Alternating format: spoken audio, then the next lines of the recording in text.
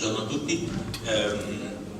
Io faccio solo qualche considerazione generale di seguito alla presentazione di questi bandi e poi più che altro gestisco gli interventi che già si annunciano molto interessanti di alcuni protagonisti che sono qui oggi per fornire anche un punto di vista anche tecnico da dentro il mondo della cultura, in particolare accezione del concetto di cultura e di beni culturali che viene, secondo me, ma solo di parte, giustamente evidenziato in questi bandi, perché in questi bandi, se posso sottolinearlo, si manifesta dal punto di vista delle policy, degli interventi della pubblica amministrazione regionale, un allineamento con quello che viene proposto, diciamo, nelle migliori pratiche su scala europea e anche nelle riflessioni accademiche su scala europea, che propongono una rilettura del fenomeno culturale in una chiave di più forte connessione, molto più forte connessione, non tanto e non solo con l'economia, ma proprio con le dinamiche sociali, economiche, produttive del territorio nel quale stanno. È una cosa che viene ripetuta da molto tempo e che ha configurato anche quel nuovo settore industriale che è il settore delle industrie culturali e creative e che a sua volta è stato oggetto proprio di interventi anche di finanziamento significativo da parte della Regione Veneto, poi col bando Porfesser. Quindi ci troviamo di fronte ad una serie di interventi secondo me molto significativi da parte della Regione Veneto, che si mette con una potenza di fuoco direi significativa, vedendo anche le esperienze di altre realtà europee ed italiane, a sostenere con delle politiche pubbliche in maniera innovativa quello che si può chiamare la nuova configurazione del settore culturale. Mi associo anch'io a quello che diceva prima il dottor Romano, che viviamo una situazione in cui paradossalmente, ma non tanto, il settore pubblico sembra pensare più velocemente e più avanti rispetto alla capacità del settore dell'ambito culturale tradizionalmente inteso in questa regione. Lo dico con un po' di tristezza, perché ho la sensazione che il settore culturale veneto usasse un po' dell'energia che mette per lamentarsi dell'assenza di risorse a curare più attentamente la sua partecipazione a questi bandi.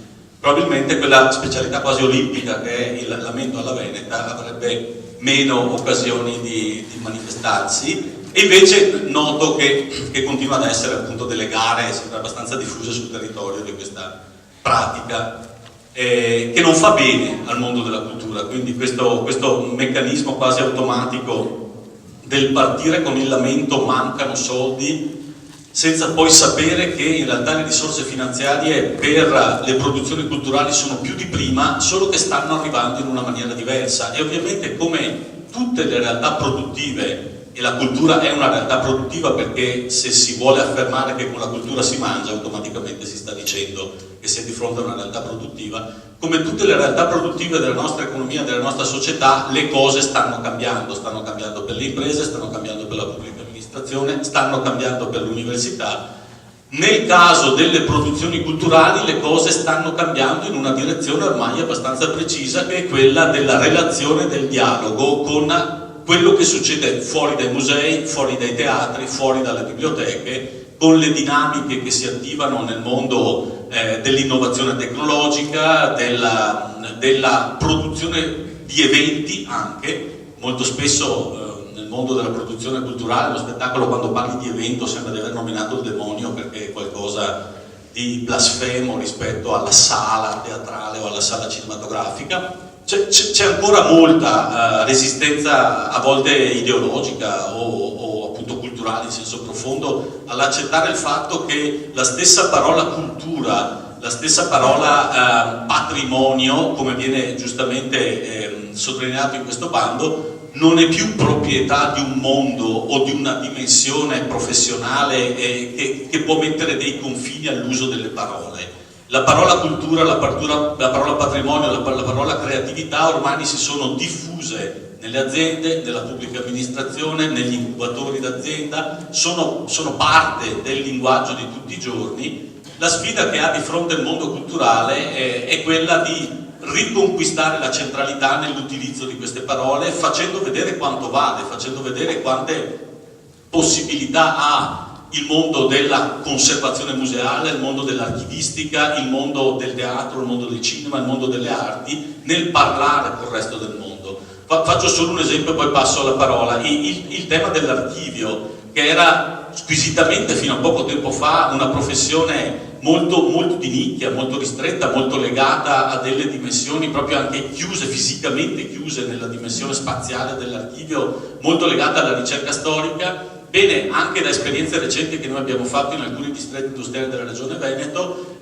l'archivio sta diventando una fondamentale risorsa per le aziende per l'innovazione. E non è una contraddizione in termini. Avere un buon archivio, avere una raccolta storica di tutto quello che l'azienda ha fatto, di tutto quello anche che ha immaginato di fare ma non ha fatto, quindi sia un archivio di manufatti ma molto spesso anche un archivio di idee, un archivio di immagini, è fondamentale per le aziende per trarre ispirazione, anche molto banalmente per trarre ispirazione, quindi per andare a vedere la loro storia. Ovviamente più questa storia è ragionata, più è sistematizzata, più è organizzata nelle forme che l'archivista può sapere. Quindi questo crea, per chi ha una specializzazione, un interesse per la dimensione dell'archivio, una nuova linea anche dal punto di vista professionale. Ovviamente quell'uso dell'archivio è un uso diverso rispetto a quello della ricerca storica. L'archivista non è più una funzione ancillare rispetto allo storico che va a vedersi i documenti con i guanti bianchi, li apre la sacralità del luogo archivistico, ma l'archivista diventa addirittura qualcuno che deve dialogare con chi sta facendo innovazione, che deve essere lì a ricordargli che sì, c'era qualcosa simile a quello che stai dicendo, questa idea sulla quale stiamo lavorando l'ho vista in quel documento, l'ho vista in quella pubblicità, l'ho vista in quel tentativo di ragionare con quel cliente estero nel 73. Queste sono cose che grandi aziende del design italiane stanno facendo, una cosa che per esempio Alessi sta facendo nella sua articolazione interna, solo per nominare uno dei nomi del design italiano, e che molte aziende stanno domandando. Come molto spesso accade, le aziende fanno una domanda che spesso è embrionale, sentono un impulso ad andare in una direzione, chi gli deve completare il resto del discorso, il resto della riflessione, in questo caso sono molto chiaramente, molto decisamente le professioni, le competenze che stanno nel cosiddetto ambito tradizionale della cultura, quindi chi sta nei musei, chi sta nei teatri, chi sta nelle produzioni culturali, chi sta nelle biblioteche. Ecco, creare questo ponte credo sia uno degli obiettivi, se ho inteso bene, di questi bandi, mi sembra di aver inteso bene. Creare questo ponte però richiede appunto uno sforzo e una curiosità personale e culturale da parte di entrambi gli attori, da parte sia del mondo dell'impresa nei confronti delle produzioni culturali in senso lato, ma soprattutto direi, mi trovo costretto purtroppo a dire soprattutto, dal mondo delle produzioni culturali nei confronti del mondo dell'impresa, con un po' più di laicità. Ecco, forse la parola laicità è importante in questo caso, nell'avvicinamento al mondo della produzione d'impresa. Mi faccio a questo punto e vorrei cominciare ad ascoltare alcune delle voci, proprio partendo dal tema dell'archivio, e abbiamo Monsignor Marangoni, credo, sì, Monsignor Marangoni, che è qui in questa veste conoscitiva, culturale, di responsabile degli archivi ecclesiastici, ma anche, lo lascio dire a lui, con esperienze e frequentazioni in archivi di altro tipo.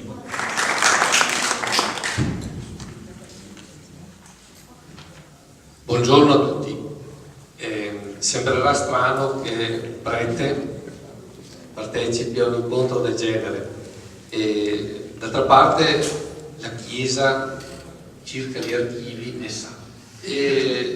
Però sono qui, come diceva giustamente il professor Panozzo, di cui ho apprezzato il discorso, perché io mi sono laureato a Padova in archivistica aziendale per motivi legati a Nonis, che era prorettore dell'Università di Padova, quindi essendo il suo segretario mi ha fatto fare un cammino molto diverso dall'archivistica ecclesiastica che va per altri canali, e ne sono contento perché con un master fatto dopo aver fatto tutto l'iter di lettere con la professoressa Bonfiglio Dosio, abbiamo acquisito delle esperienze eccezionali, perché per un anno, oltre a studiare la teoria, siamo andati a fare esercitazioni presso archivi che potevano essere pubblici, privati, archivi di impresa, archivi ecclesiastici, eccetera.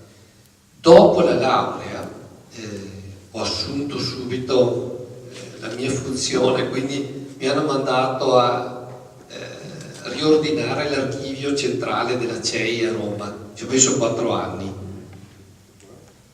Caos. Adesso no, adesso è riordinato e inventariato. Contemporaneamente ho avuto modo di riordinare l'archivio dell'Albo Collegio Capranica, che è il più antico seminario al mondo, risale al 400, l'origine, e della FACI, che è un'associazione nazionale.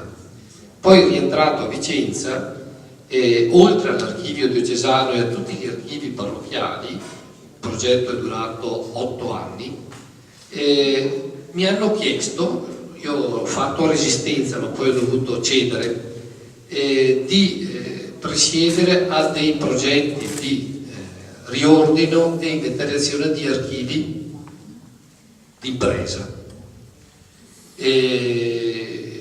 Abbiamo riordinato gli archivi di alcuni istituti di credito, di una fondazione legata a un'azienda, di alcune aziende particolari, e vi assicuro che anche per me, che avevo avuto la formazione all'Università di Padova, è stata una sorpresa constatare come gli archivi economici sono importantissimi per la storia, non la storia antiquaria, ma per la storia anche vissuta, perché ci danno uno spaccato della società e dei problemi e delle interazioni tra soggetti che nessun altro archivio dà.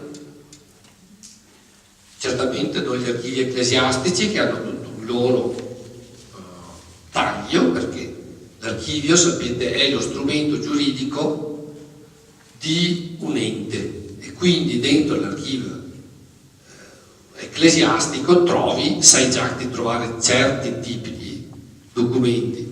Dentro all'archivio del comune sai già che ci sono le categorie, c'erano almeno le categorie, adesso sono le aree, ma trovi certi documenti. In un archivio di impresa cosa troviamo? E lì è la scoperta. Troviamo il mondo reale, fatto di iniziative da parte di imprenditori, fatto di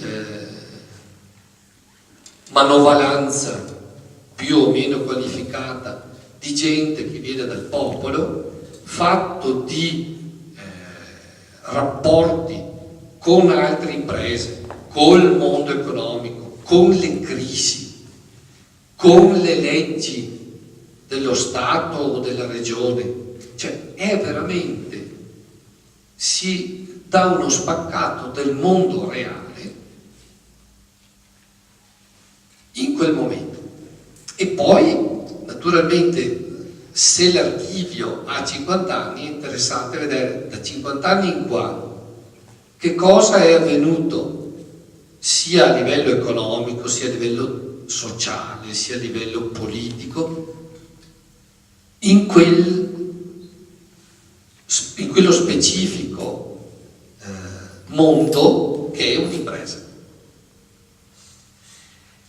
Naturalmente per far questo bisogna essere preparati, cioè non ci si può improvvisare archivisti. Come diceva il professor Panozzo prima, il mondo dell'archivio fino adesso è stato visto come il ripostiglio, il deposito dove si mettono le carte vecchie e lì ci sia il topo d'archivio, naturalmente, che là sta là in mezzo alla polvere, alle ragnatele, alle cose, alle muffe, no? Questo era l'archivista. E dobbiamo veramente abbandonare questa idea. C'è ancora chi ce l'ha, e ci sono ancora, sa professore, certi archivi che sono così. Sì, ci sono. Soprattutto nel mio mondo, il mondo ecclesiastico, ma è da superare questo, perché l'archivio è una risorsa, l'archivio è veramente una risorsa, soprattutto per le imprese, ma ci vuole personale preparato. Ho avuto modo in questi anni di seguire anche alcune persone giovani che si sono laureate sia a Padova che a Venezia, ed è importante massimamente l'università. Io sono di questo. Anche gli archivi di Stato, ma l'università è fondamentale, perché bisogna avere una cultura ampia per essere archivisti. L'archivista deve essere storico, certo, ma deve essere anche conoscitore della realtà attuale, deve conoscere un po' l'economia. Cioè, l'archivista poi fa sintesi della sua cultura attraverso il trattamento dei dati che possono essere carte, ma possono essere anche fotografie, ma possono essere anche filmati, possono essere materiale audio. Cioè, voi capite, adesso abbiamo anche tutta la parte digitale, e sono tutti supporti archivistici che contengono dati e che costituiscono la storia di un ente. Per quanto riguarda le aziende, poi ci sono anche oggetti, e qua vedete l'interazione tra l'archivio e quello che potrebbe essere il museo, ma l'archivistica ampia comprende anche, per esempio, la Barilla nel suo archivio ha tutte le paste. È interessantissimo l'archivio della Barilla, ed è archivio, è museo, è archivio. Gli archivi, per esempio, faccio un esempio molto facile, gli archivi della polizia criminale hanno anche i corpi del reato dentro all'archivio, quindi l'archivio non è solo quello che noi intendiamo la carta. L'archivio sono tutti quegli elementi che ci aiutano a ricostruire o capire l'iter di un ente. Troppe aziende nostre hanno eliminato i propri archivi. È un peccato. Abbiamo riordinato l'archivio di una fondazione nota, che però nasce da un'attività molto importante a fine Ottocento, da un canapificio. Purtroppo c'è la documentazione della fondazione, ma è andato perduto il 99% dell'archivio del canapificio, ed è un peccato, perché è un archivio senza radici, perché là c'erano le radici. E vi assicuro che gli archivi d'impresa poi danno anche soddisfazione agli imprenditori, perché diventano una risorsa pubblicitaria, una risorsa, ma prima di tutto danno coscienza dell'identità, della propria identità, delle proprie radici, e permettono anche di andare ad attingere risorse per oggi. Come diceva il professor Panozzo, certe cose che si trovano nell'archivio d'impresa possono essere riprese, certi errori possono essere evitati, perché la storia insegna. Uno che va avanti senza tener conto del cammino non ha un futuro certo, perché il cammino fatto deve aiutarci ad avere una maturità per affrontare il futuro. Termino.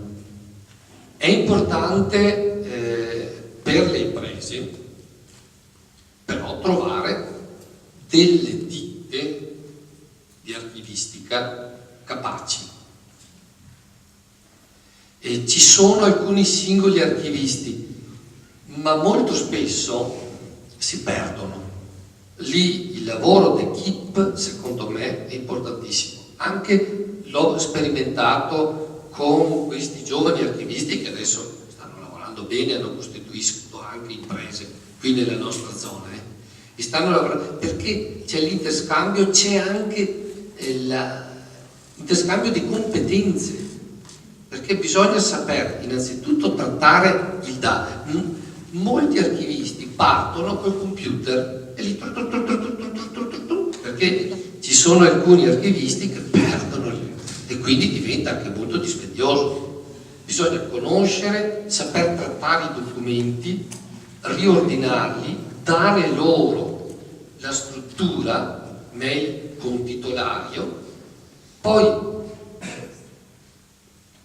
valorizzare anche a livello di digitalizzazione alcuni e fornire degli inventari facili da consultare sia da parte della committenza sia da parte degli utenti. Per questo io lancio un appello anche che i giovani studino l'archivistica vera all'università, si formino, perché ce n'è bisogno anche in recenti bandi sia della regione, sia dell'Università di Padova, sia di altri enti importanti, si richiedono competenze e non si trovano. Non troviamo giovani e ragazze che abbiano quella competenza che giustamente viene richiesta per trattare un dato, per trattare queste banche dati che sono gli archivi soprattutto di impresa. Mi fermo qui, grazie.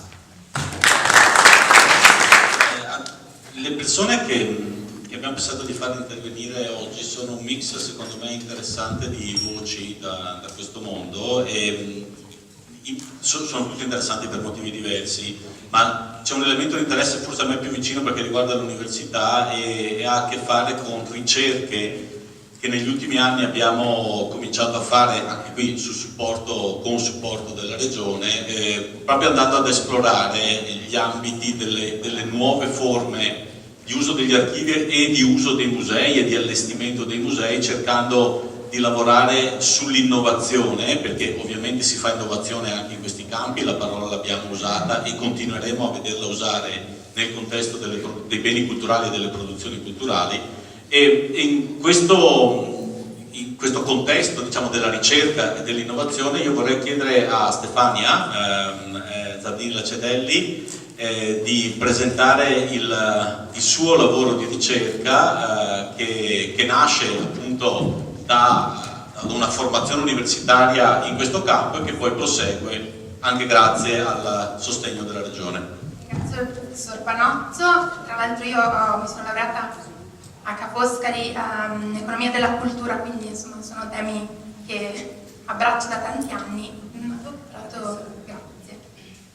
Allora, siccome diceva il professor Panozzo, io sono ricercatrice in Museum Studies all'Università di Leicester in una disciplina nuova che appunto tratta molto, è il fulcro di questo bando, in particolare del primo che viene presentato oggi, sì, ed è appunto il bando sul digitale, l'aggiornamento di competenze degli operatori culturali. La mia ricerca si abbraccia il mondo museale, ma quello che vi presento oggi può essere diciamo, applicato al comportamento e allo sviluppo anche di archivi, biblioteche e perché no anche teatri o comunque tutte le istituzioni culturali. Ok. Qui vedete alcune delle possibili aree di nuove professionalità legate al digitale. Questa slide non si vede, ma avrete sicuramente sentito parlare tutti della gamification, della comunicazione digitale, di nuovi settori che gli operatori culturali hanno bisogno di imparare a apprendere, no? E non soltanto nel rapporto col pubblico e con i prodotti del museo, ma anche negli ambiti di ricerca, quindi stanno proprio nascendo nuove discipline, e questo è interessante. Qui ve ne ho messe alcune, per esempio il sound heritage, il patrimonio sonoro, si parlava prima di archivi, anche audio, analizzato proprio anche in seno al digitale, queste nuove forme, la digital archaeology. E in questo settore nascono anche nuovi musei, e oggi io vi presenterò un museo virtuale nato sul web, che può essere un esempio di come i musei fisici oggi possono comportarsi e estendersi nell'area del virtuale, non soltanto pensando alla tecnologia in senso base, ma cambiando modo di pensare. Quindi il digitale sta abbracciando una filosofia che è quella della co-creazione, perché è nato come internet, è stata una delle più grandi rivoluzioni dell'era dell'informazione, nasce come repository di dati, ma si è evoluta in una piattaforma di costruzione di contenuti. E quindi oggi, lo sappiamo bene, non ci accontentiamo più di fruire, ma abbiamo bisogno di essere partecipi. Quindi questo è qualcosa che sta cambiando il mondo dei musei e delle istituzioni culturali, ed è un'evoluzione che c'è anche in ambito, si rispecchia anche in ambito europeo. Ci sono molte convenzioni di questi ultimi anni che parlano di mettere di nuovo la persona al centro della definizione di cosa è patrimonio, quindi ripartiamo proprio da noi e dalle persone. E poi c'è un manifesto molto interessante che è stato appena lanciato dalla scuola rete di Pulter, che si interroga, inizia a interrogarsi su che cos'è questo digital heritage. In italiano non lo tradurrei come patrimonio digitalizzato, perché non è solo questo, non è solo la risorsa digitale o l'immagine del appunto archivio che viene messa online, ma è molto di più, è tutta la cultura che sta attorno al digitale, sono tutte le nuove forme di racconto del digitale. Cosa abbiamo fatto? Sempre nell'ambito di ricerca è nata l'idea di creare un museo virtuale, quindi aiutare i musei fisici del territorio, in questo caso dolomitico, ad abbracciare questa nuova filosofia con un concreto esempio, che è concreto nel senso digitale intangibile, perché non esiste una entità fisica, ma è un'entità che nasce dal web e che è quindi costruita con il pubblico, rende visibili e fruibili risorse digitali e intangibili, quindi abbiamo sicuramente immagini digitali e risorse che i musei ci danno il permesso di visualizzare sul web, ma abbiamo attorno una cultura di costruzione con il pubblico di come valorizzare questi dati, perché non basta mettere l'immagine sul sito, renderla accessibile, bisogna creare costruzione di valore attorno a questo dato. La prima cosa fondamentale che cerchiamo di fare passare è che gli spazi virtuali sono nuovi spazi dei musei oggi, e non sono solo il nostro sito web o il sito web, che ha comunque un'evoluzione, possiamo usare molti strumenti per raccontare i dati, ma sono tutte le piattaforme a disposizione, perché oggi gli utenti, c'è un'altissima competizione di consumo anche culturale. Pensiamo a una piattaforma come YouTube, Instagram, ma anche YouTube o Spotify, le piattaforme musicali. Per esempio, si parlava di audio, a me veniva in mente quanto consumo di musica in streaming c'è oggi e quanto i musei potrebbero, insomma, pensare anche a questi archivi potenziali come strumenti, come risorse, no? Dove trovare anche nuovi pubblici e ricostruire i significati del proprio patrimonio.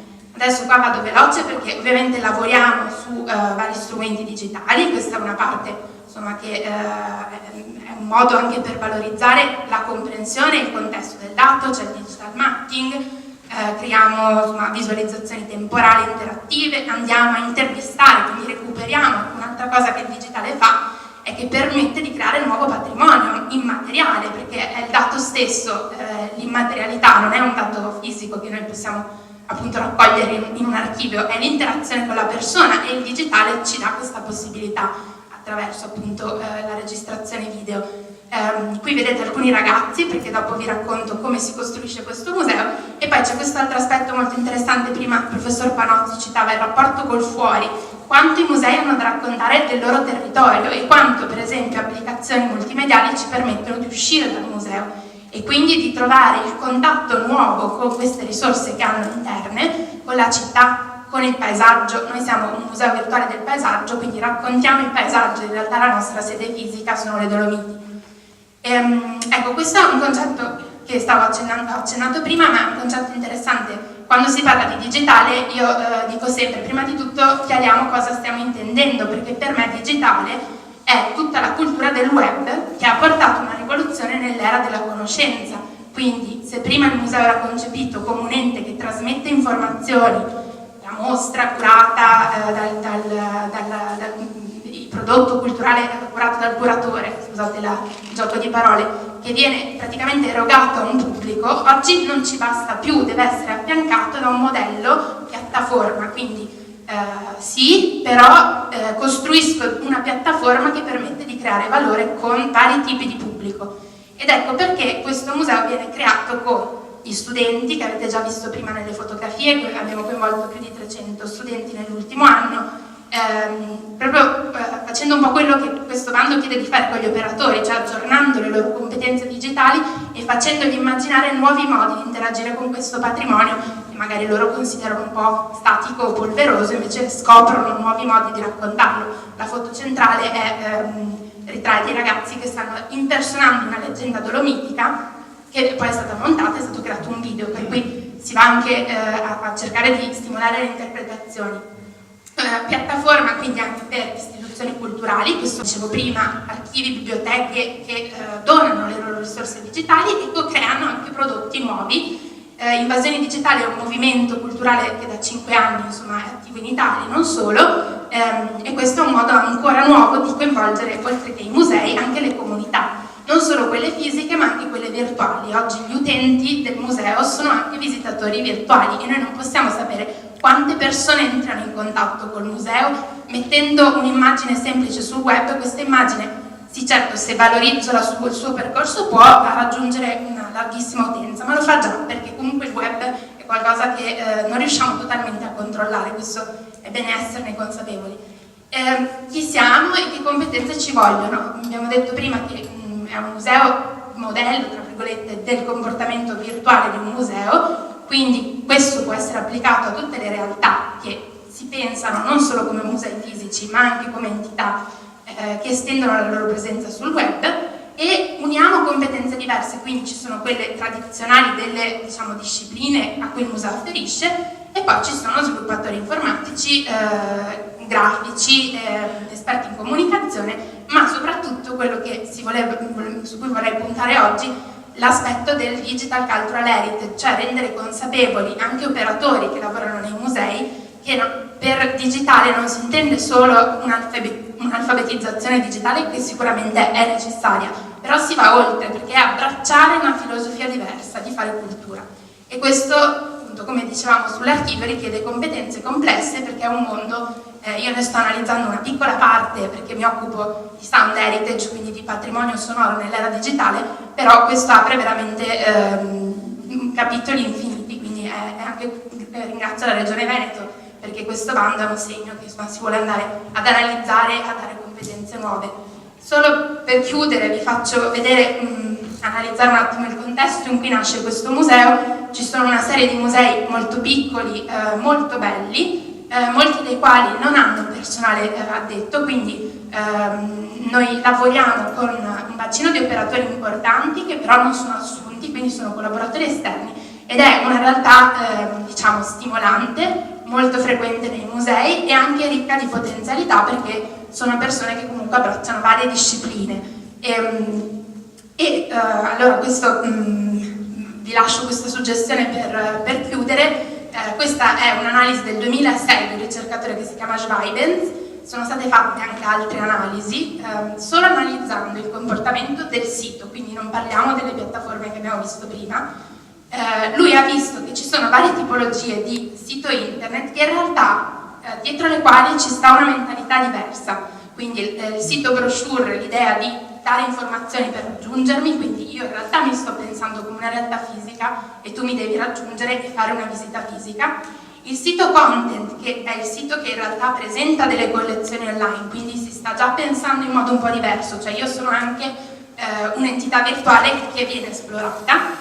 Il sito learning, che è la stessa cosa del sito content ma aggiunge stimoli per l'apprendimento, quindi immagina già una visita virtuale prolungata, e poi lui immagina questo Virtual Museum nel 2006 proprio come un'entità non fisica ma aggregativa, che appunto aggrega risorse diverse, da cui siamo nati. Questa era un'analisi della situazione bellunese. Come vedete, alcuni musei non hanno nemmeno il sito web autonomo, però ecco, questa analisi potrebbe continuare con il comportamento sulle piattaforme, insomma potremo andare ancora più nel dettaglio. Però ecco, questa era solo per lasciarvi con una suggestione legata al pensare alle competenze digitali, ma soprattutto anche alla filosofia che sta dietro al web, che è importantissimo, insomma un cambiamento e una rivoluzione, oserei dire copernicana, dell'era digitale. Quindi insomma spero che appunto anche all'interno di questo bando nascano anche riflessioni di questo tipo.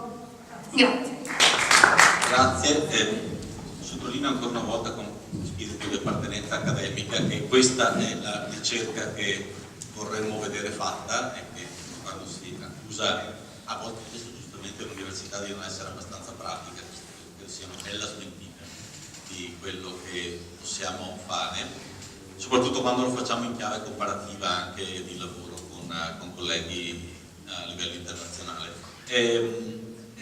Io sono convinto, studiando musei e istituzioni culturali da un po' di tempo, che anche un po' da fare da contraltare a quello che è appena stato detto, che noi possiamo mettere tutte le tecnologie innovative che vogliamo e desideriamo dentro ad un museo, ma come succede in tutta l'innovazione, in tutte le organizzazioni, alla fine sono le persone che fanno l'uso dei nuovi strumenti, sono le persone che danno senso ai nuovi strumenti, e spesso usando anche in maniera creativa e innovativa anche a volte strumenti molto semplici. Si può fare innovazione tecnologica anche usando bene un sito o anche delle tecnologie molto molto facili. Io sono molto spaventato da un certo punto di vista dall'avvento delle mega tecnologie di Google per la realtà virtuale, perché corre il rischio sì di fare quella terrificante espressione che si chiama effetto wow, ma di fermarsi lì. Se poi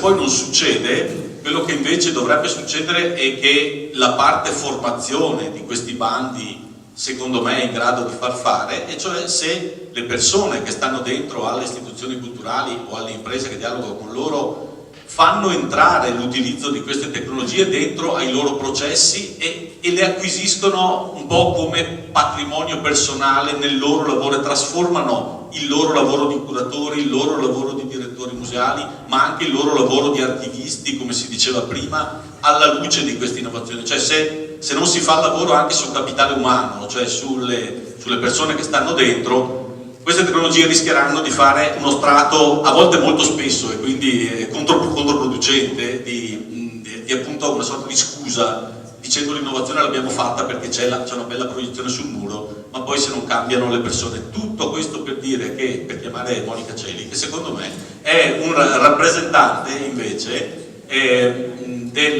di quell'innovazione più personale, sostanziale, la chiamerei manageriale, se non insultassi qualcuno immagino dicendo manageriale in questo campo, e cioè la capacità di rinnovare la produzione culturale e la valorizzazione del patrimonio in un contesto, chiamiamolo, a bassa tecnologia, perché adesso forse Monica me lo confermerà, ma il lavoro che lei ha fatto negli ultimi anni sui musei di Montebelluna, prima uno, poi adesso se ne è aggiunto un altro, il lavoro che ha fatto Monica Celi nel ripensare l'esposizione, l'offerta culturale abbastanza tradizionale originariamente di un museo abbastanza periferico, ha molto più a che fare con una creatività nel ripensamento del lavoro, dell'identità anche professionale di un direttore di un museo e del lavoro curatoriale, che non con l'introduzione massiccia di nuove tecnologie. Oppure, se nuove tecnologie ci sono state impiantate in un ripensamento, appunto un ridisegno del senso stesso del fare museo in un contesto che non è la città d'arte e che non è sicuramente il luogo come Montebelluna, in questo caso attrattivo primariamente per ragioni culturali, ma più per ragioni industriali. Grazie mille, ringrazio gli organizzatori per avermi dato questa opportunità oggi di raccontarvi una storia. Ringrazio anche per la bella presentazione, che spero sia così rispetti le aspettative. Sì, oggi vi racconto una storia e vi spoiler già il finale, perché è una storia che va a finire bene e che speriamo continui ancora meglio. È una storia che vede coinvolti due musei, il Museo di Storia Naturale e Archeologia di Montebelluna, io sono Monica Celli, sono il direttore, e la Fondazione Museo dello Scarpone. Vedete che metto un nome, Irene Bolzon, perché poi vi spiegherò, è la curatrice attuale del museo, ma fa parte della storia. Ho dato anche un titolo a questa storia, forse un po' banale nel suo incipit, la mostra Scienza e Sport, ma nel suo svolgimento è invece molto complesso, perché per un nuovo sistema museale vedete due parole affiancate: pubblico e privato a Montebelluna. Dove siamo? Siamo in un territorio molto bello, con una grande valenza storico, ambientale, naturalistica, e nello stesso tempo è un territorio, si colloca nella zona pedemontana trevigiana, io mi focalizzerò fondamentalmente su Montebelluna. È un territorio nel quale, oltre a tutte queste bellezze storico, ambientali e così via, ci sta un distretto produttivo, il distretto dello Sport System. Lo sguardo che ho verso lo Sport System è uno sguardo da museologo, da persona che lavora all'interno dei musei e che guarda al patrimonio, perché guardo allo Sport System come quel luogo che conserva la cultura materiale di moltissime piccole e medie imprese e di grandi marchi che nel tempo hanno segnato la storia di Montebelluna, che l'ha portata ad essere per tanti anni la capitale mondiale della calzatura sportiva, che oggi è sicuramente fra i 3 distretti più importanti al mondo. Due patrimoni sembrano divisi, e qua mi è piaciuto un po' proprio l'incipit iniziale fatto dal professor Panozzo, che dice: si tende sempre a parlare di patrimoni. Io considero il patrimonio come patrimonio unico di dialogo, perché il patrimonio è ciò che la comunità identifica come quello che vuole trasmettere alle generazioni future e che rappresenta la sua identità, come giustamente ci raccontava il signor Marangoni. Cosa succede? I due musei dei quali vi parlerò nascono tutti e due nello stesso anno, 1984. Nascono con riferimento a due storie diverse. Abbiamo visto il contesto ambientale, storico, archeologico, dall'altra parte il contesto invece dello Sport System. Quindi nascono separati perché si considerano due patrimoni diversificati. Vediamo il Museo dello Sport System, Fondazione Museo dello Scarpone. È un museo di distretto, nasce nell'84, quando c'è anche un boom economico, vi dicevo, che porta all'apice mondiale le aziende del Montebellunese. È un museo però che si evolve in un modo un po' strano. È un museo privato, rimane negli anni via via sempre più chiuso nella sua dimensione aziendale, perde di vista quello che è il significato vero di museo. Io vi riporto una sintesi, quella che è la definizione di museo che dà l'ICOM, l'International Council of Museum. Il museo è una istituzione permanente senza scopo di lucro, al servizio della società e del suo sviluppo. Poi definisce un po' le funzioni, dice che conserva, fa ricerca e così via. Su cosa? Le testimonianze, e già lo dice la nostra definizione, materiali e immateriali dell'uomo e del suo ambiente. Le espone con finalità di studio, di educazione e di diletto. Nel tempo il Museo dello Scarpone, con il suo patrimonio, ha preso una via che è stata quella un po' dell'autoreferenzialità aziendale che lo ha portato via via a distaccarsi da questo concetto che prevede al centro del museo la comunità, in tutte le sue componenti, dove anche l'azienda è in dialogo, deve essere in dialogo con tutte le altre componenti della comunità. Dall'altra parte c'è una storia diversa, c'è un museo, in questo caso pubblico, civico, è un museo di storia naturale e archeologia, è un museo che nasce in sordina, perché io quando sono arrivata a Montebelluna nel 95 si chiedeva, se arrivava un visitatore, chiedeva dov'era il museo, indicavano sempre il museo dello Scarpone e il museo civico non esisteva, nell'immaginario, nella cultura, nella tradizione, nell'identità di quel luogo. 10 anni dopo era successo il contrario, non si sapeva più dov'era il museo dello Scarpone, si sapeva dov'era il museo civico. Oggi facciamo una media di 30.000 visitatori l'anno, da 35.000 a 28.000 a seconda anche delle mostre che abbiamo. Facciamo un target soprattutto molto differenziato che va dalle scuole alle famiglie, agli adulti, alla terza età, alla disabilità, al lavorare anche per l'integrazione culturale, per cui lavoriamo molto anche con le popolazioni migranti del territorio. Ma non parliamo troppo del museo civico, parliamo invece di quella che è stata la frattura che la differenziazione dei patrimoni ha portato. Da un lato il distretto con il suo museo, dall'altra parte la comunità che piano piano si è riconosciuta in un altro museo. Anche se dentro quella lume, quella piccola fiammella che lo legava anche al patrimonio aziendale del territorio, in realtà non si è mai spenta e ne abbiamo avuto conferma proprio con le ultime attività. 3 anni fa succede qualcosa, nel senso che si matura sia nel pubblico che nel privato la consapevolezza che questo non va bene né per il pubblico né per il privato, non va bene né per il Museo di Storia Naturale né per la Fondazione Museo dello Scarpone. E quindi sia pubblico che privato cominciano a mettersi intorno a un tavolo e cominciano a ragionare su cosa? Una parola d'ordine, integrare. E eccolo là. L'integrazione avviene solo attraverso il patrimonio culturale, che è visto come motore per promuovere una nuova visione.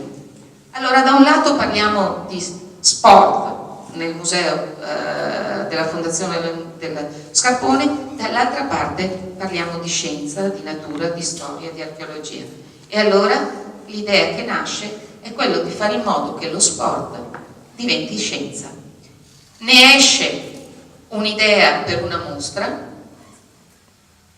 la mostra porta il titolo molto semplice, Scienza e Sport, e ha una lunghezza, un periodo esteso, perché vedete comincia a dicembre 2015 e chiuderà fra una settimana, perché è già pensata come il luogo dell'integrazione dei patrimoni che diventino un patrimonio unico. In realtà poi la mostra è stata aperta circa 9 mesi, per poi c'è stata l'interruzione anche estiva. Velocemente vi faccio vedere i temi, sono 7 temi che vengono trattati, quindi la tecnologia e lo sport, la chimica e lo sport, l'anatomia e lo sport, la psicologia e lo sport. Ma quello che forse è più interessante è che attraverso un volano che è quello ormai delle relazioni pubbliche che da museo del pubblico si riusciva già a mettere in campo, la mostra nasce con 18 collaborazioni che vedono università, istituzioni pubbliche e private che in ambito nazionale ma anche internazionale si occupano di sport e che fanno riferimento, se guardate bene ai tipi di istituzioni e di collaborazioni, anche a componenti della società completamente diverse. A casa anche 7 patrocini, tra cui quello del MIUR, e vi segnalo quello del Comitato Italiano Paralimpico, in quell'ottica sempre di massima integrazione anche dal punto di vista della comunità. E questa è la mostra: 300 metri quadri espositivi interni, 27 installazioni interattive, poche le postazioni multimediali, sono solo 9, ma accanto a questo ci stanno oltre 150 oggetti esposti. Oltre 60 sono gli sport presenti che, capite bene, se vengono rappresentati fanno riferimento ad altrettante aziende del territorio. 80 metri quadri espositivi anche all'esterno, e non dimentichiamo il dialogo con la storia antica. È una mostra pensata per tutti, veramente cercando di intercettare quel pubblico che forse già il civico aveva, ma anche quel pubblico che faceva riferimento invece alla relazione con il Museo dello Scarpone. E arriviamo così a dare un nuovo modo diverso di pensare allo sport, di dare una prospettiva diversa a quel patrimonio che abbiamo a disposizione, attraverso un'esperienza che sia unica, contemporaneamente scientifica, educativa, interattiva, emozionante, coinvolgente. Oltre 25.000 visitatori dell'anno scorso, dobbiamo ancora contare questi, e questo è il segnale del cambiamento, il cambiamento della prospettiva che si poteva dare anche al Museo dello Scarpone, passando da un museo showroom a un museo invece che diventa elemento all'interno della comunità di cambiamento, perché svolge il suo ruolo educativo e di formazione. E così lo sport parla di scienza, la scienza parla di sport, lo sport diventa cultura condivisa, lo sport diventa società, lo sport diventa anche diversità di produzione di modalità, e lo sport racconta storie che possono essere storie di innovazione, ma storie anche dei protagonisti che sono stati all'interno di questo cambiamento.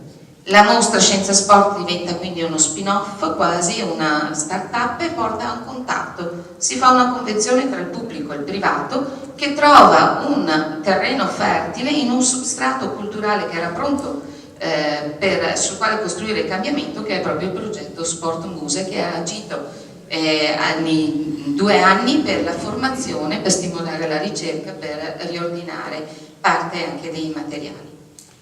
La prima azione, il risultato di questo è che il Museo dello Scarpone, prima praticamente chiuso, si propone con una mostra in parallelo a Scienza e Sport le scarpe dei campioni.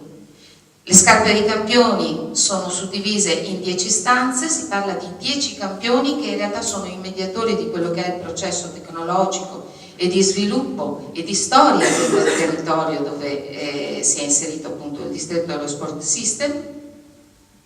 E abbiamo un risultato finale. Allora, c'è un risultato di percorso. Intanto il Museo dello Scarpone si è dotato per esempio di personale qualificato, magari per poche ore, che vuol dire che ha acquistato un conservatore, un curatore, che ha una formazione da storico, e quindi ritorna anche l'idea dell'archivista. Secondo obiettivo che abbiamo, a ottobre 2017, la mostra Scienza e Sport, che è stata a volano, che ha portato le scuole del territorio, che ha ascoltato le aspettative dei licei sportivi piuttosto che degli indirizzi tecnici e così via, ha messo in moto uno strumento che poi passerà al Museo dello Scarpone, e noi in ottobre vi aspettiamo tutti quanti al video. Allora sostituiamo e chiediamo al professor Magagnino di intervenire, che ha già una presentazione caricata probabilmente. OMI è un'associazione culturale che aderisce al Dipartimento Cultura e Civiltà dell'Università di Verona. Di cosa si occupa? Mentre qui, ecco, scusate,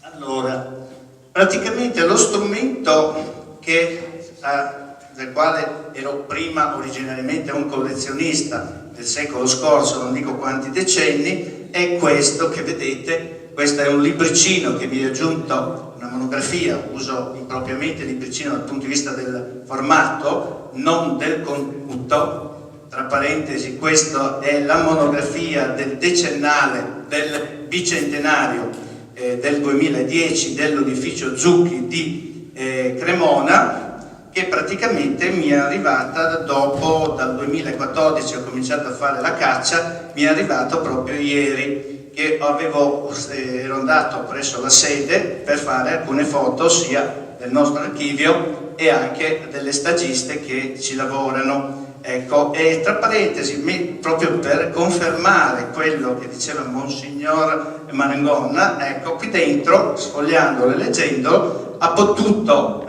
nelle prime pagine ricostruire i 200 anni proprio basandosi sugli archivi della parrocchiali.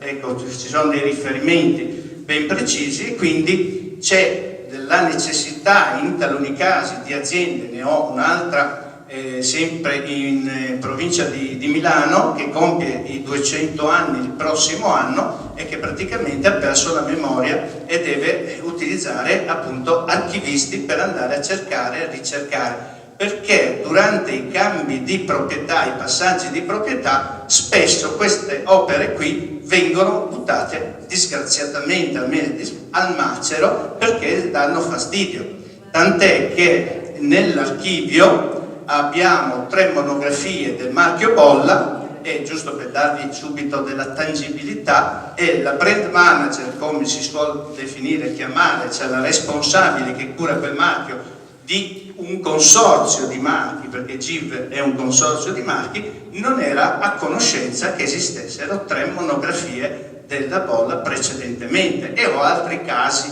in questione.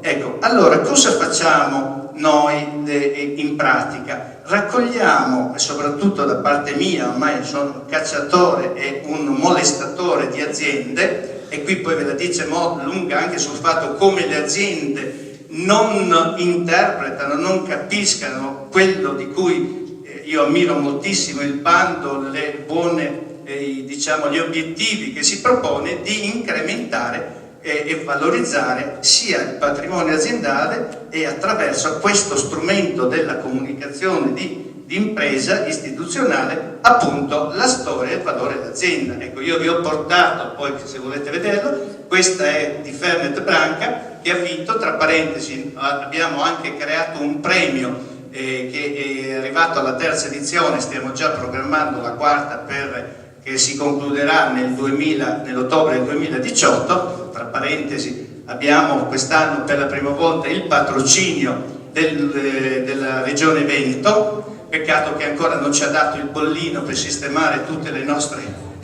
possibilità di raccogliere fondi, ecco, il bollino dell'APS si chiama tecnicamente, ecco, e praticamente aderiscono anche lo IUSVE a questa nostra iniziativa, a questo premio, e anche l'Università di Hertfordshire che ha addirittura un'app proprio sull'heritage marketing, quindi voglio dire, ecco, ci ritroviamo in una situazione decisamente, ecco, io non è che l'abbia pensata che potesse poi essere, diciamo così, avere uno sviluppo di un certo tipo, perché ero molto ottimista. Ho fatto l'unico libro che adesso detesto perché con 3 anni di caccia alle monografie tutto quello che ho scritto sono il primo a dire non vale più nulla, ecco, sulle monografie istituzionali di impresa. Certamente uno degli obiettivi che si collega al bando è quello della formazione, soprattutto dell'informazione, ma badate bene, agli imprenditori, cioè questa è la questione. Io sono al telefono e spesso non sanno, il corporate manager, responsabili comunicazioni mondiali, la dicitura, diciamo, della loro funzione è veramente la più gloriosa, però poi mi chiedono cosa intende per monografia aziendale, cosa intende per, cioè siamo a questo livello. E dall'esperienza così di un racconto molto semplice, quando ero di ritorno dalle vacanze in Alto Adige, mi sono fermato alla cantina sociale adesso mi sfugge il nome, in una cantina. A un certo punto ho detto al ragazzo, al venditore, per caso come consorzio, eccetera, avete realizzato una monografia istituzionale imprese. Questo mi risponde in tedesco, ja, eccetera, perché in Alto Adige, come ben sapete, parlano molto fluentemente l'italiano, ed è andato a prendermi una monografia e me l'ha regalata dicendo solo in tedesco. Sono rimasto, scusate, questo esempio potrebbe per alcuni sembrare, sono rimasto veramente allibito, perché non posso fare nomi, citare di personaggi di un certo tipo che a un certo punto mi dicono: ma io nella cartella stampa ho 3 pagine. Cioè, voglio dire, ma io ti ho chiesto se hai una monografia. Ecco, quindi la monografia, anche in una tesi proprio all'Università di Venezia che mi è giunta tramite, è il primo strumento del cosiddetto, io non so, sono molto d'accordo con il mio collega professor Panozzo, dello storytelling, perché storytelling si pensa a formazione, a creatività, è vero tutto quanto, però il primo strumento del racconto d'impresa è proprio questa che io ho in mano. In questo caso è una vacanza lunga 50 anni di un campeggio di Venezia che ha partecipato al premio, che poi non ha proprio i requisiti dello standard, perché ecco, una monografia, cioè rispetto a questa l'abbiamo inserita nel nostro archivio, anche partecipato al premio, però se avesse fatto l'agenzia di pubblicità, chi l'ha curata, diciamo, mettendo dentro un set fotografico, avrebbe già dato più dignità di monografia istituzionale di impresa. Però l'idea è bellissima, una vacanza lunga 50 anni, ed si legge come un romanzo, perché è la storia di una storia annuale per i 50 anni di questo campeggio di Venezia. Ecco, e poi voglio dire, c'è appunto il discorso che una monografia deve contenere il passato, io ho definito, classificato in questo modo, il presente e soprattutto il futuro. Questi sono, dal mio punto di vista, i 3 elementi che definiscono una monografia comunemente, diciamo per facilità, aziendale. Ecco. Poi in taluni casi noi anche abbiamo dei company profile, eccetera, cioè la discussione è veramente molto ampia e non sto a rubare il tempo per invece dire di cosa ci occupiamo e di cosa facciamo. Ecco, se allora funziona il computer, vi faccio così vedere, anche per dare poi fra un minuto. Un minuto, ok. Allora, un minuto, a questo punto, vabbè, se poi volete il materiale, allora cerco di essere sintetico. Allora, intanto, ecco, le nostre competenze, il nostro know-how lo possiamo, diciamo, mettere a disposizione non solo dell'Università di Verona, di altri enti che hanno dei progetti e quindi ci possono, tra virgolette, comodamente utilizzare, appunto. Poi, l'altra attività, che è l'altro elemento, diciamo, che sto seguendo personalmente, è quello dei musei d'impresa. Ecco, avevo preparato una slide. In questo momento, in questo periodo, è partito un censimento per Vinitaly, e quindi in collaborazione con Vinitaly, per censire i musei del vino, dell'olio e dei distillati in tutta Italia. Non sono aggiornato dagli uffici, eccetera. In questo momento è partita la mail esclusivamente presso la loro mailing list, fra poco si creerà un link proprio col sito di Vinitaly, in modo da poter comprendere anche quelli che non sono nella mailing list. Comunque dopo il primo giorno erano già arrivate 34 questionari d'Italia. Ecco, dove vado a misurare, senza basandomi sugli elementi diciamo, di codifica di ICOM oppure di musei, dell'Associazione Musei d'Impresa Italiana, a fare semplicemente una raccolta di quelli che usano, visto che museo non è un nome protetto, che usano la parola museo in termini di sfruttamento di marketing, perché il connubio poi è con l'aspetto del marketing. Ecco, quindi questo è in pratica le 2 aree sulle quali noi lavoriamo, e il premio è, diciamo, una facilitazione per poter incrementare l'archivio. Mi fermo qui per via del tempo, e poi se ci sono altre necessità e informazioni potete contattarmi direttamente. Grazie. Grazie. Non voglio parlarvi del progetto Movere perché effettivamente è un progetto in corso, che coinvolge diverse realtà museali, in particolare sono 11 musei universitari, 5 musei provinciali ed un museo invece diocesano, quindi ci riallacciamo anche al patrimonio ecclesiastico, e in questa idea è quella di fare una rete inizialmente con questi protagonisti ma poi estesa ai musei scientifici del Veneto. Naturalmente con tante realtà, poi abbiamo 4 assegnisti che lavorano afferenti a 4 diversi dipartimenti universitari, 4 aziende che ci aiutano per sia la formazione che l'utilizzo delle nuove tecnologie nell'ambito della promozione della comunicazione museale. Il progetto finora è stato un progetto di tanti problemi, ripetere insieme voci, trovare casi, soluzioni, quindi ho pensato soprattutto a che cosa l'esperienza che noi abbiamo fatto potrebbe aiutare oggi in vista di questa presentazione dei nuovi bandi regionali. Allora mi sono interrogata se effettivamente ci sono delle affinità tra quello che è il nostro progetto di ricerca e quello che si andrà a fare invece in futuro. Noi possediamo come musei universitari un patrimonio sicuramente inestimabile, pochissimo conosciuto ma che a livello internazionale viene proprio apprezzato per la qualità dei reperti conservati, la loro preziosità storica e anche proprio l'impegno nei confronti del territorio e della formazione didattica universitaria. Le difficoltà da affrontare però sono enormi, soprattutto io ho portato l'immagine quella economica, perché poi da questa derivano tutte le conseguenze, la mancanza di spazio, molti musei sono attualmente allestiti in aule studio universitarie, quindi pensate anche alla pericolosità per la conservazione dei reperti, mancanza di personale, per cui i musei universitari spesso aprono soltanto su richiesta, che va anticipata di qualche giorno, non sono quindi fruibili dal turista che sta girando per Padova, trova l'insegna del museo, suona e non gli apre nessuno. Queste difficoltà effettivamente ci accomunano probabilmente anche per quelli che sono i patrimoni di impresa, quindi un patrimonio ricchissimo, probabilmente poco conosciuto. Io tenni una lezione lo scorso semestre proprio all'Università di Padova in un corso di museologia e tra tutti i 200 studenti solo in 2 conoscevano i musei universitari di Padova, quindi in un corso di professionisti della futura esperienza museologica non conoscevano il materiale su cui sarebbero dovuti andare a lavorare. E questo impegno appunto di trovare delle risorse e delle forme di comunicazione originali.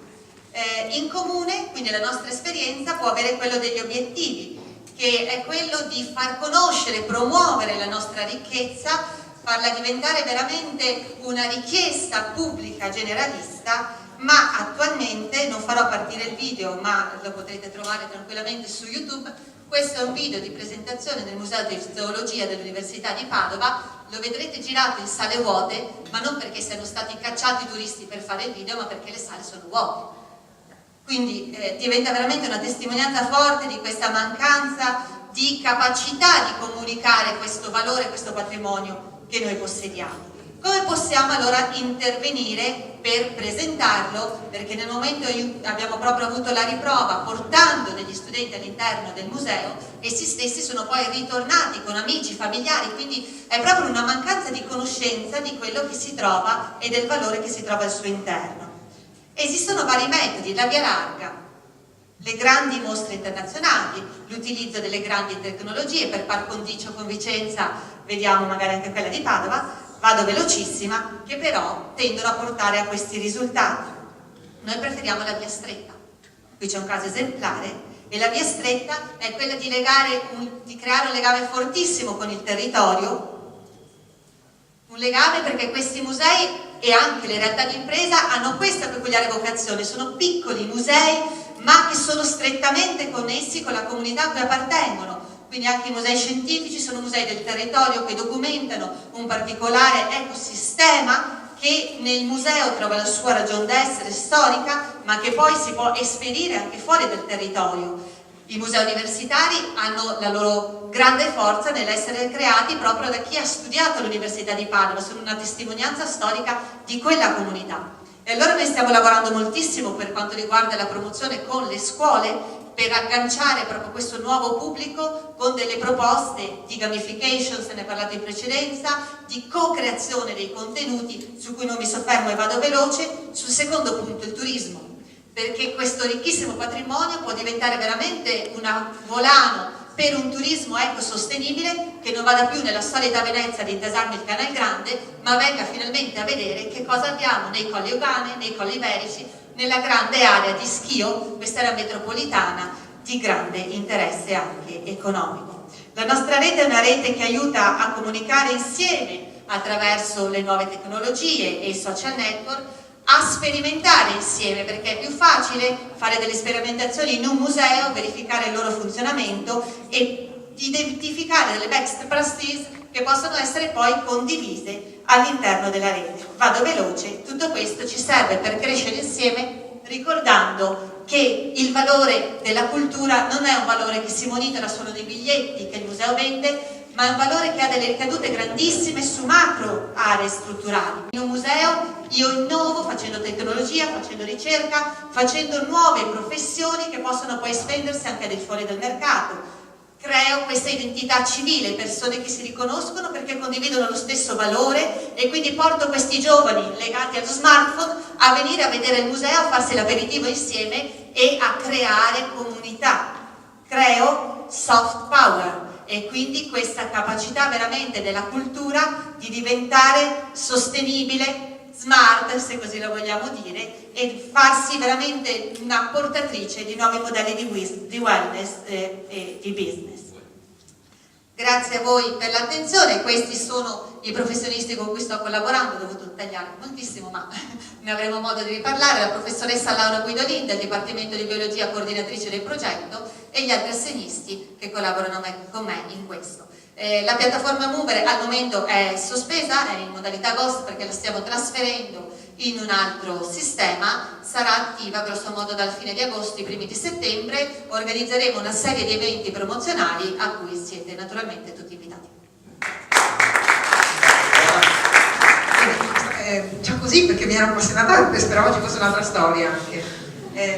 Invece ho preso un sacco di appunti oggi. A me queste giornate servono, cerco di ritagliare anche uno spazio utile per stare ad ascoltare, ed è per questo che quando mi chiedono se preferisco parlare prima o dopo, preferisco parlare dopo, per due ragioni. Una è più facile, normalmente si riesce a fare una sintesi e a dire cose intelligenti, e prima di te parlano esperti, e io ho bisogno di avere sempre persone molto preparate rispetto alle cose che dobbiamo fare, perché poi se voglio essere utile nel governo della cosa pubblica e nelle grandi trasformazioni della nostra società, o ascolto i migliori, ed è questo stato un po' il senso per cui oggi siamo arrivati anche a fare questi due bandi molto innovativi, oppure il rischio di parlarsi addosso. Allora oggi qui io ringrazio tanto tutti i nostri testimoni. Mi rendo conto che molti di voi li abbiamo incontrati sulla nostra strada, cioè continuando ad uscire. Ringrazio per questo tutta la struttura dell'assessorato, perché ha questa modalità, si incontra con chi nel Veneto fa impresa, con chi nel Veneto innova magari nel silenzio. Noi siamo un problema che hanno le nostre imprese, ed è per questo che abbiamo voluto anche un bando sulla valorizzazione degli atelier e degli archivi, è che noi facciamo ricerca ma non lo comunichiamo a nessuno. Noi facciamo innovazione, altrimenti non saremmo quelli che siamo, ma non riusciamo a comunicarlo. Forse un grande corso complessivo per tutta la comunità dei 5 milioni di abitanti del Veneto dovrebbe proprio essere su come si comunica.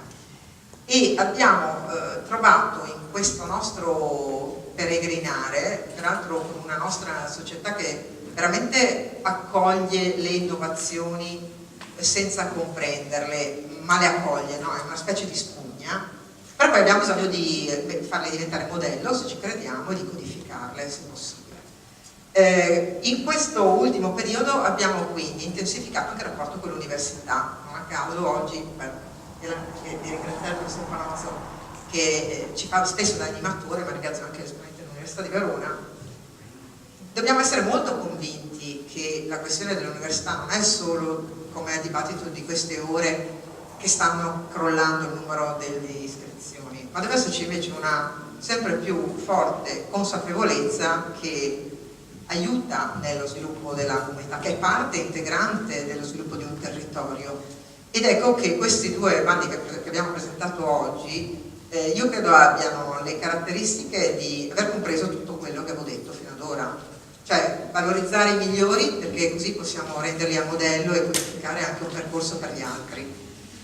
Fare in modo che ci sia una forte interazione tra il mondo della ricerca e il mondo della vita reale, perché l'uno senza l'altro non riuscirebbero nemmeno a comprendere quanta ricerca e quanta innovazione c'è nel nostro mondo, e valorizzare soprattutto quella che è la nostra caratteristica. Abbiamo due caratteristiche principali in Veneto, e sono due dati, siamo dati oggettivi, no? Da cui siamo partiti del perché abbiamo voluto fare tentare questa sfida.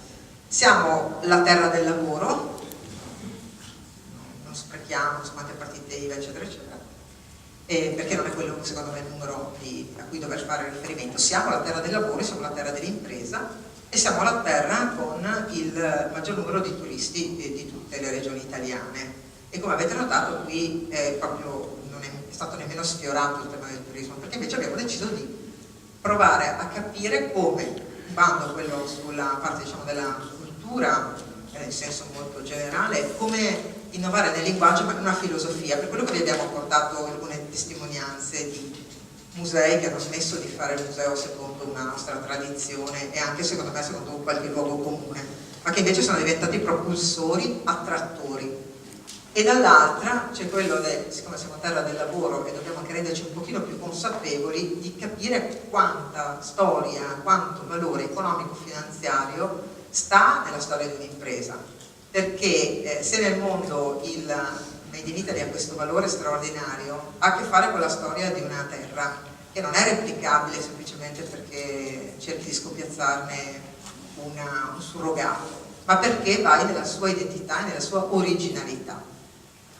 Tante volte a me capita, da assessore al lavoro, questa è la chiosa che faccio a questa piacevole platea, mi capita di vedere una aggressività notevole da parte di investitori stranieri che vengono a comprare, cioè proprio come se fosse come portare via, e noi che non siamo in grado di difenderci perché sottovalutiamo molte volte quanto vale il nostro patrimonio di impresa. Forse una maggiore consapevolezza nel caso della capacità di attrarre, di valorizzare il nostro patrimonio e quindi in una migliore capacità di trasferire la comunicazione, di creare un valore aggiunto nelle storie che raccontiamo, che le abbiamo, dobbiamo raccontarle in un modo diverso, e dall'altra valorizzare invece il nostro patrimonio imprenditoriale. Vedete che sono le due facce della stessa medaglia. Io conto che in una prossima edizione questi due bandi possono esattamente essere identici, perché non dovremmo fare distinzione, così prendo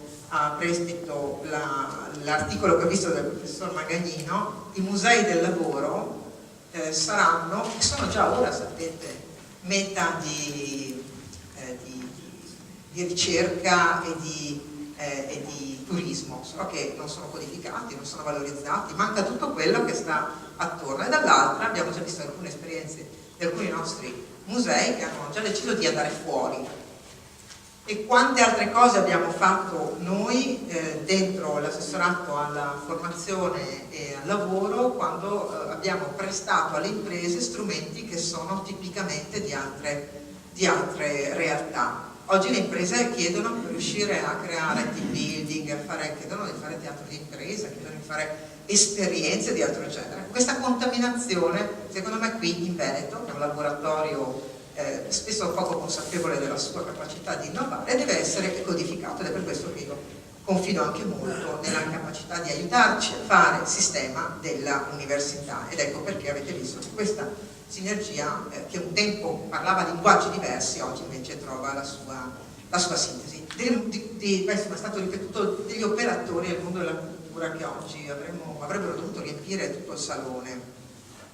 Però a ogni problema c'è più di una soluzione, poi piacere o non piacere, ma c'è. E dovremmo cercare di attivarli, perché se questa cosa deve funzionare deve avere degli interlocutori. Come avete capito, io cerco sempre dei driver, cioè i migliori che tirano, però poi se non trascino tutto il resto faccio solo della filosofia. E quindi sarà la nostra cura interrogarci anche su questo, ma sono certa che anche da voi arriverà qualche stimolo, perché vi ho visti molto proattivi, e quindi per me oggi è stata un'ottima giornata di lavoro.